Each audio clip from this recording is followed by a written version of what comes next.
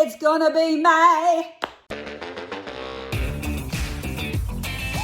Hey Credos, can you believe that the year is 1/3 complete?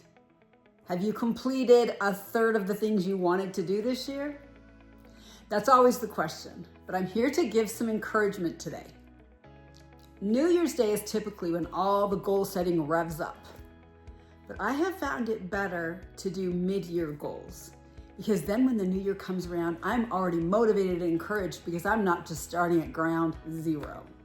So think today about what you want to do in the next third of the year, in the next 4 months, or maybe what you want to get done in May and June so that you can start the second half of the year going strong. To give you a little motivation and maybe a few ideas, I'm going to share with you the areas in which I set goals and some of the goals I've either been working on or plan to start working on today. In alphabetical order, the first area I set goals in is body goals. This is an ongoing thing, but the thing I'm most focusing on this month is sleeping. I've been a bad sleeper since I was 2 years old, but I am getting better. And I'm going to keep that trend going with a very consistent bedtime and wake up time the next month, going strong, no breaking. The other thing I've just started to do is to set my alarm on my phone for 7, 8, 9, 10, 11, 12, 1, 2, 3, 4. And when the alarm goes off, I do 10 squats. It takes just a few seconds, but it adds 100 squats in my day. The second area is fun. Now that's not really my biggest priority, but alphabetically it's second, so I'm gonna go with it. Now that the weather is better, my husband and I are trying to have one adventure every month, at least. Most of them will be local or fairly local, but something bigger than just a regular date night. I'll let you know how that goes.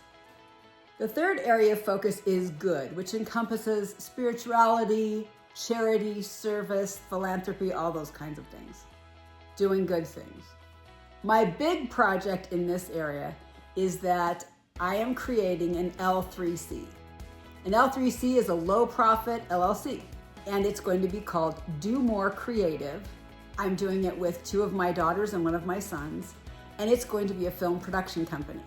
The mission of the company is to create impactful short stories to inspire ethical and moral behavior and timeless virtues. It's gonna be fun. The next area is home. Now things are finally getting settled in our midlife remodel efforts. The biggest project this year is the vegetable garden. We have the boxes put in, and now I just need to fill them and make a plan for what plants we're actually going to try to grow this year, and hopefully we'll start before July. I'm not much of a gardener, but I do love a fresh tomato, and I'm great at growing zucchini.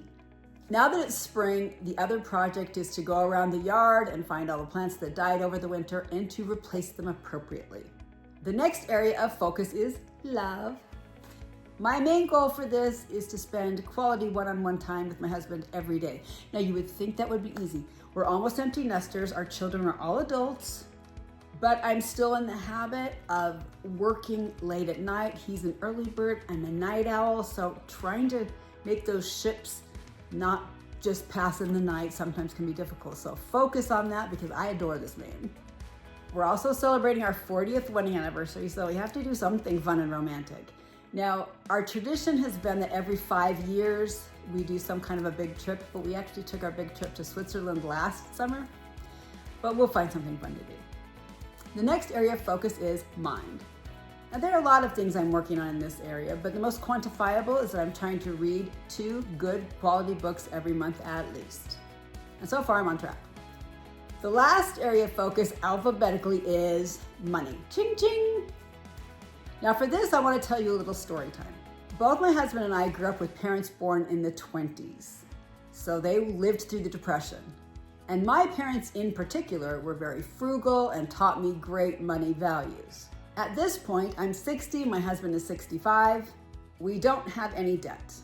Our cars are paid for, our home is paid for, and we have a good retirement plan in place. Thank you for the life lessons, Mom and Dad, and Dave Ramsey.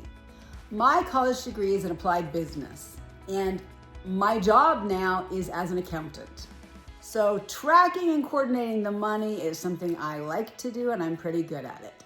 Sometimes I'm really tempted to do some videos showing younger people that it's completely possible, even in this economy, to do well. Let me know in the comments if you're interested or if you think I'm crazy, but it's possible.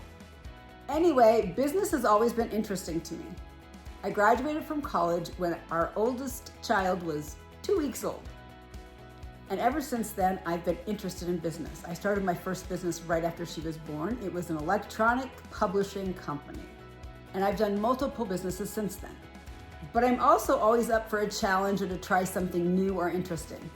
When our youngest was born in 2003, I decided that I had a goal to completely make our mortgage payments myself by becoming an eBay seller. At that time, eBay had a 3-month rule where you had to sell a certain level to get power seller status. And my goal was to get power seller status in the minimum time. And I did.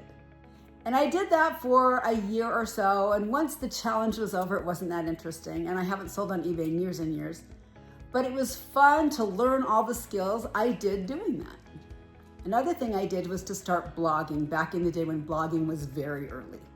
Now, I had coded my first website in 1994, hand-coded in HTML. But in 2001, I started my first blog. And I started it before I had an automated system like WordPress. So I literally wrote the posts, and people emailed me comments, and then I hand-posted each comment individually. I'm not kidding. It was a pain of maintenance, but it was fun. Once the whole commenting process was automated, it was great. And that's also when I first started affiliate marketing.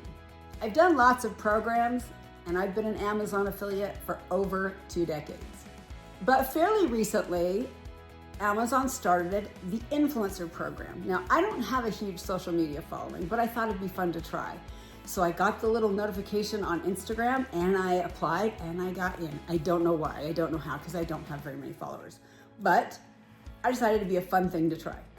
So here on YouTube, you may have noticed suddenly an influx of Amazon review videos instead of my typical vlogging, talking head, whatever.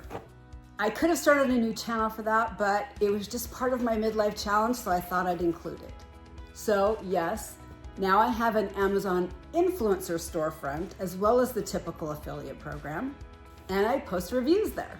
I have about 60 videos posted right now and a bunch more filmed that I haven't edited because editing is the worst part, I'm telling you. I hate editing. And I've also posted them on YouTube, and I can tell you why in a video if you're interested. Let me know. But the bigger point is that this process, this experiment came with a money goal. Now, even though we have no debt, we have expenses. We still pay utilities. We still pay for food. We still pay for clothing and travel and all those other things. We have not started to draw on Social Security and don't want to until we have to. We don't want to draw on any of our retirement. So we want to keep passive income or other forms of income coming in to cover all of our expenses, including some extra things like travel.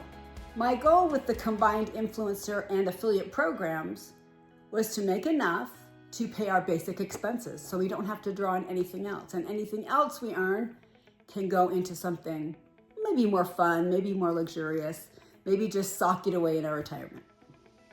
It's a relatively new project, but so far it's been fun. Now that I've told you what I'm working on, I'd love to hear what you're working on in any of these areas. If you're like me, you like to have your fingers in a lot of different pots at once. But for some people, it's better to pick one area of focus or even just one project and just go all in on it. So spend the next 31 days going hard on something. I'd love to hear how you do and what your progress is. Remember, we're here to make the second half the better half. Thank you so much for watching. Please subscribe, ding, ding, ding, and ring that notification bell. You can also follow along on Instagram at Midlife Credo, where I still don't have very many followers. And you can join the Midlife Tribe on Facebook too, where we're thriving midlife without the crisis. But we're setting goals and we're moving forward. Now go have a challenging month. Go hard.